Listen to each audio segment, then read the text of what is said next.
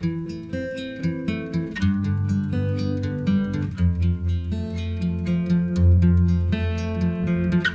everybody, I have come to a place called Llyn y Fan Fach. I think I'm pronouncing that right, I might not be, I don't know. And I'm not far away from the car park right now, but there is another sort of half-hour walk up it's not too bad an incline, but I might not be fit enough for it nonetheless. But actually I came here for one reason and one reason only, and it's to take a picture of this stream coming down from the mountain. And I found a shot that I want to start off with. So I'm here today, it's the middle of the day, it's probably 3 o'clock, I can just check that for you, I think it's about 3 o'clock in the afternoon. Helps if I hold my phone the right way around. Yes, it's just gone 3. And the light as it is still right, it's up that way, and it's still quite bright, but there's plenty of cloud cover today. So the light's actually very diffused, it's very flat. And the exposure that I've got here is the lake and some trees, but in the background and the subject of the photo. Now, I did want to sort of talk a little bit about the difference between foreground focus and, foreground interest and background interest, and probably the mistake that we make doing that. At the moment, I've got the foreground interest is going to be the river. My background interest is going to be the mountain that's sat up there. So what I've got right now is the river and then the mountain all the way at the back. And I'm in a position now where I can see both things. This is going to be a really nice portrait shot.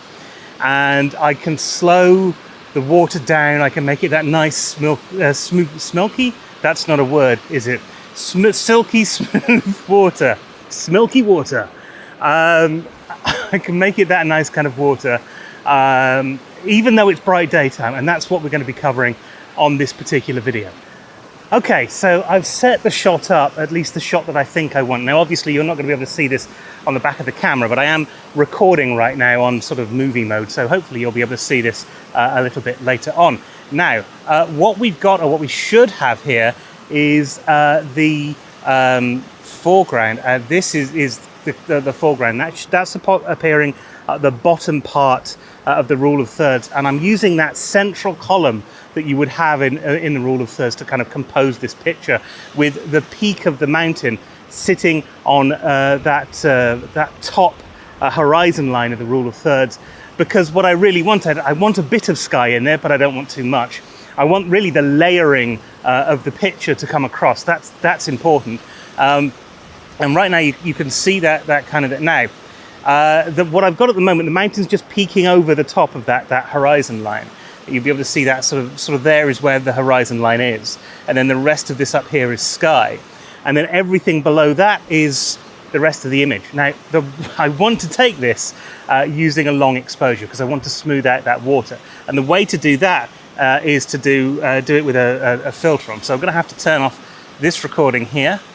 I'll flick back onto single shot mode, which is what we're going to be using.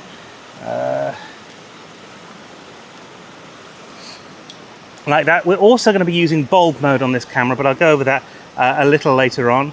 I've also got the Lee Stoppers filter guide here. Now, it's free download. You can download the app from whatever platform you're on.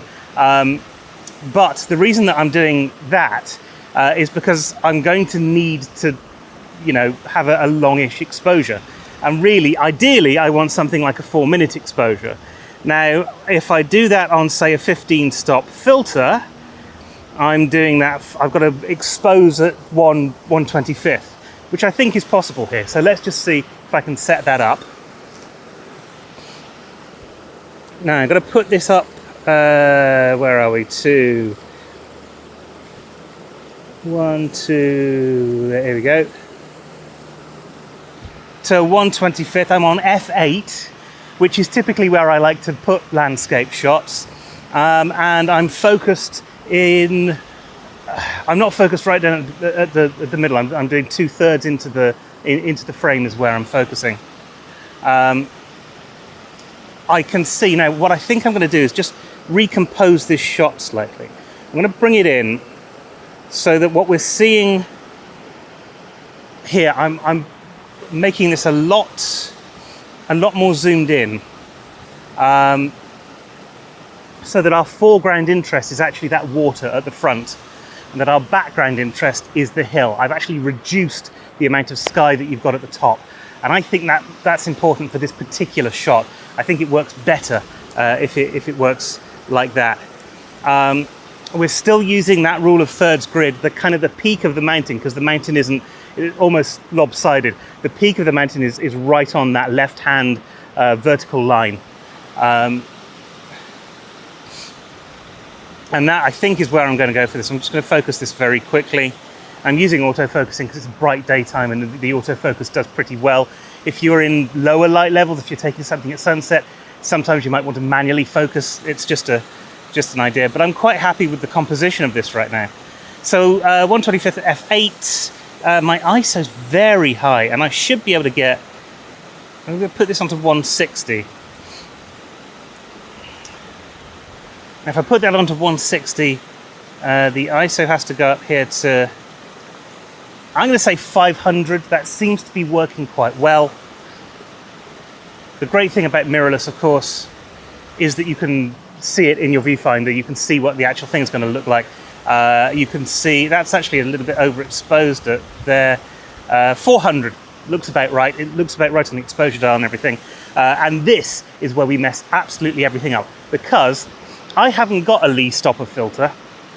I've got some KF concept filters, and these are circular filters. Now KF do proper filters as well, proper square ones, but I couldn't afford those at the time, so I got these instead because they were cheap. And I say cheap, I don't really mean cheap, because that implies they don't cost much money, but actually the whole kit probably sent me back about £100, but that's a lot different than spending about £100 on absolutely everything. But that's a lot different than spending about £100 on just a filter itself. And actually these KF concept filters are pretty good from what I've seen so far. Now I have got some finger marks on these, and I don't think I'm going to be able to get them off. So I'm hoping, I took these out yesterday to sort of do a test, and I clearly didn't look after them as well as I thought I had, because there's bits all over them, and that was from the Llyn Valley, which you may see a video of relatively soon. We'll see. Okay, so that's looking pretty good. I'm going to get out a brush here to just brush the end of this off as well, and I'm going to want to do the same over here, because I really haven't looked after my equipment, which is a damning indictment of photographers, because I know we're all the same, really. We get these things, we throw them around. There we go. Okay, so what I'm going to do, I've got a 6-stop filter and a 10-stop filter. What I'm going to do is put them together and just screw them together like that. Now, I've already got a CPL filter on the front of the camera to try and even out any glare that you get from the water. And to be honest, I don't think we're getting any glare on the water, so I'm going to take that off. And that's going to help reduce any vignetting we might get. So this is easier said than done. In fact, I can't done it. God. In this whole pack, the not the bag, but the CPL filter and I got an ND8 and an ND6 in a pack. Cost about 50 quid on its own. We'll see how the pictures are, because I've not really done anything proper with them yet. But here we are, the double whammy. And we're going to stick that on the front of the camera, like so. The thing to remember is everything, absolutely everything, has to be set. I'm just going to check the focus on that. Everything has to be done before we put this on. Because as soon as we put this on, you're not going to be able to see a thing in the camera, and the camera isn't going to be able to tell you that something isn't right. So we'll stick this on here, being very careful not to touch anything. Okay, with a bit of trial and error, we've got it. And the only thing I can see in this screen right now is black. There is nothing else. I can just about see the controls, and that's it. So I can see that it says 1/25 f8 400. It's all good. That's what I want. But now I'm going to have to do something else with this phone. You see, I don't know why this happens.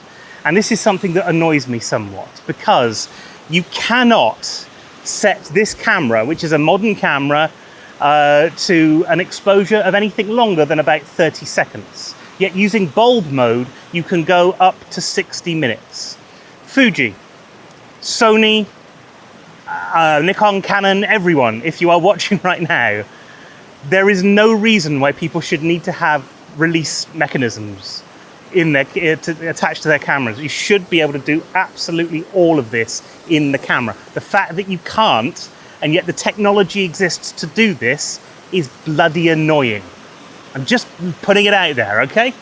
It's one of the most annoying things ever. Okay, everything is set, but I need to put this on bulb mode and I need to trigger this remotely. I want to trigger it remotely so that I can see absolutely everything that's happening, and so that I'm not touching the camera in a way that I don't want to touch the camera, because that's just dirty.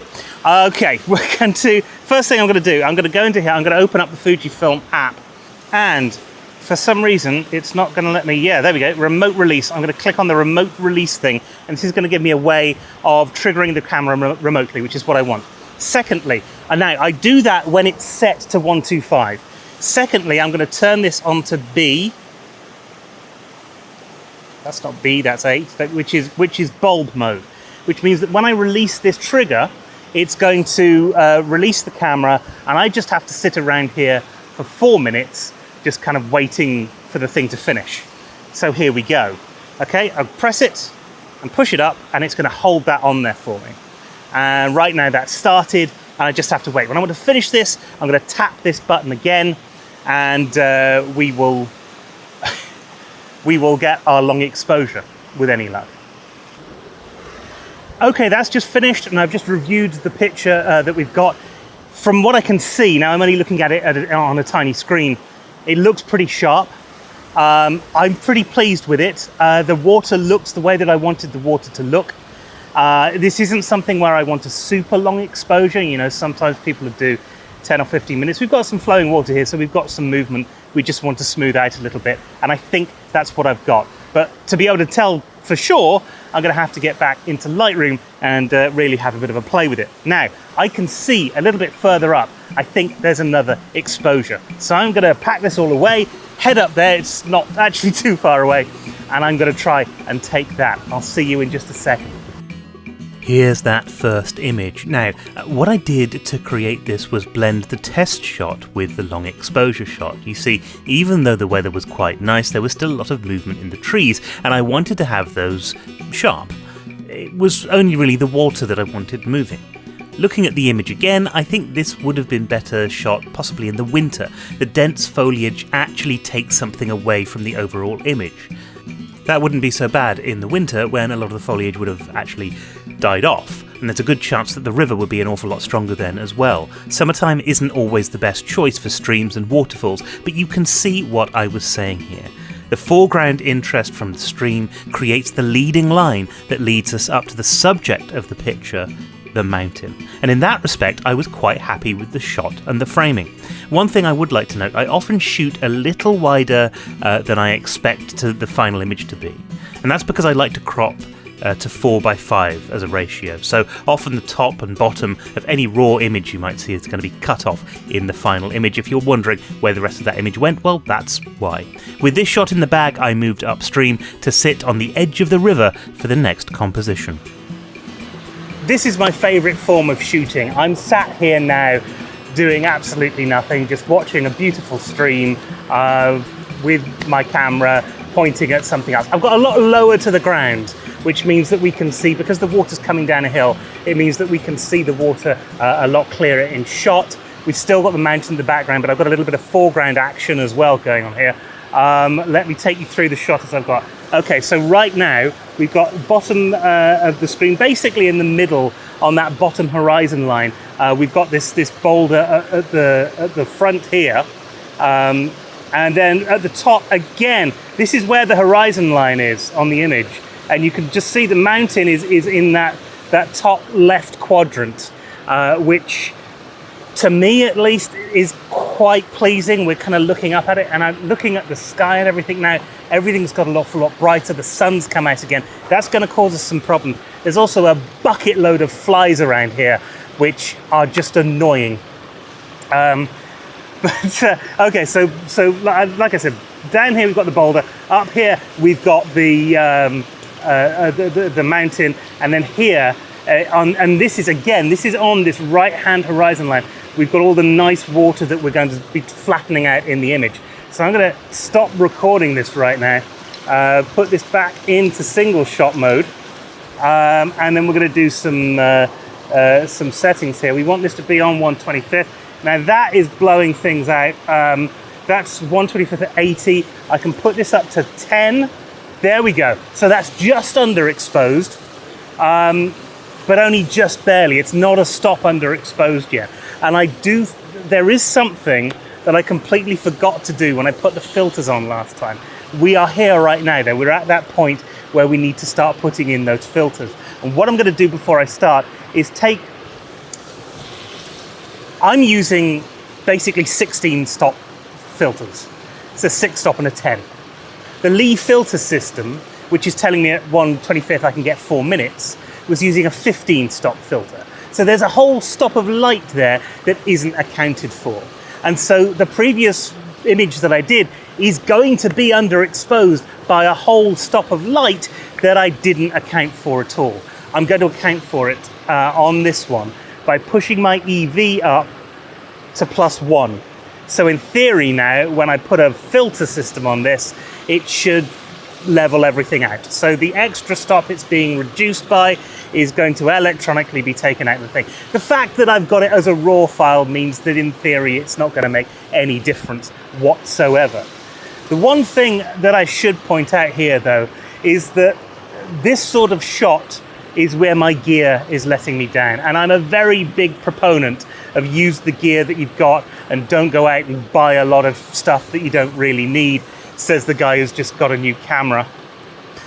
Yeah, but in this instance, because I've only got my biggest lens at 18mm, we're actually shooting at 25 I think on the shot. Had I got a slightly wider angle lens, I could have got a prime at 25 or a prime maybe at 16. I could have got a bit more of the picture in, but actually as it is, it's looking pretty good to me right now. I think the framing is right. Now I'm going to do this in several stages. First of all, we're on f10 at 160, 125. I'm going to focus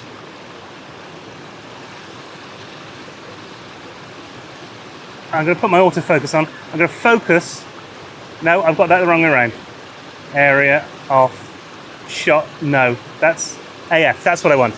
Okay, so I'm going to focus on the boulder at the beginning. And that's done that. I'm going to put the 2-second timer on, which I'm going to do in the Q menu. I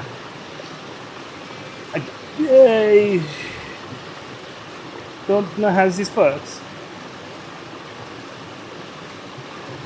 Okay, I've got the 2-second timer on, and I'm going to release the shutter now. And so that should have this boulder in sharp in the foreground, and it should be exposed for this level of light, which is about right. The next thing that I want to do is go back here. We're going to focus on the mountain at the top, which is a little bit difficult to do. There we go. Okay, so we're focused on the mountain at the top. So this is the furthest depth that we can get away from this, and we're going to take an exposure here as well. Exactly the same thing, 2-second timer. That's going to go off now. Okay, that's happened. And then finally, I'm going to focus on this water in the middle of the thing. There we go. And this is where we're going to actually put the thing onto bulb mode. Now, like I said before, where's it gone? You've got to get your app first. You've got to open the Fujifilm app up. This takes a little while.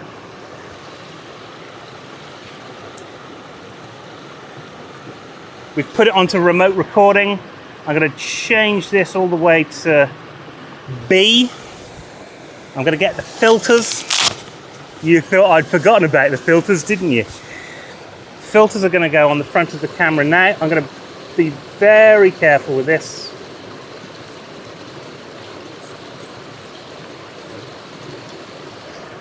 So careful that a fly could land on my hand and not get scared off by the fact that I was turning a filter on. That's how careful I was at that. Right, we are going to set this going for 4 minutes. It's on. And I just have to wait. And whilst we've got this 4-minute interlude, I probably won't take up the whole 4-minute interlude by talking about it, but I did want to talk just briefly about what I was sort of mentioning earlier about foreground and background elements. So right now I've got 3 elements in my shot. I've got the water, which we're exposing for right now. I've got the boulder in the foreground. I've got the mountain in the background. But each shot that you do needs to have a subject.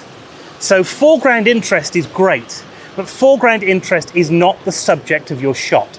In this particular shot, the subject of it is going to be the water that we've got in the midground. That's why we're smoothing it out. That's why we're making a feature of it. That's why when I come to edit it, I might do something to that water that's going to make it a little bit more, I don't know, something. But that's the subject of the shot. The fact that the mountain in the background, that's background interest. But it's not actually subject of the shot. The mountain is there to show the water and the waterfall in scale.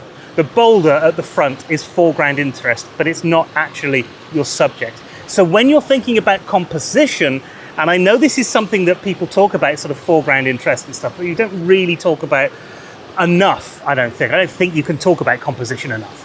Foreground interest is great, but it's not the subject. And whilst you might go around and try and find a decent amount of foreground interest for what you're doing, you also need to make sure that every image that you take actually has a subject, actually has something that it's trying to say. It might not be trying to say it sort of clearly and concisely, but something that's actually going to give you a good idea about why the image was taken in the first place. I have to say, this place is absolutely gorgeous, and just now there's a lovely tree sat on a hill up there, and I've got a feeling I might be able to take a photo of that as well. It really is nice. I've got this very, very strange day today. The light's actually pretty good for landscapes. There is some shadow, there is some shade, but it's not too harsh. Anyway, I'm going to leave you now, and we'll come back when this photo's done.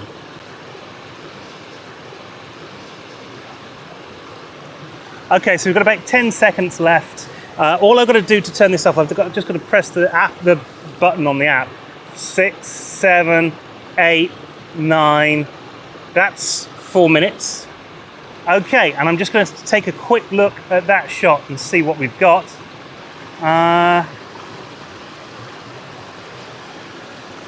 Oh yes, I think that's worked well.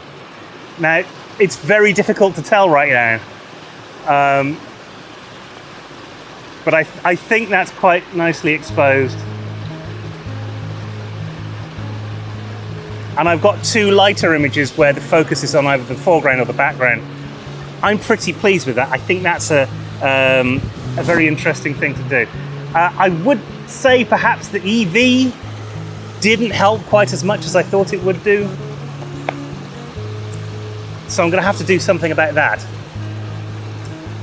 Maybe change to get the right, maybe. We'll see.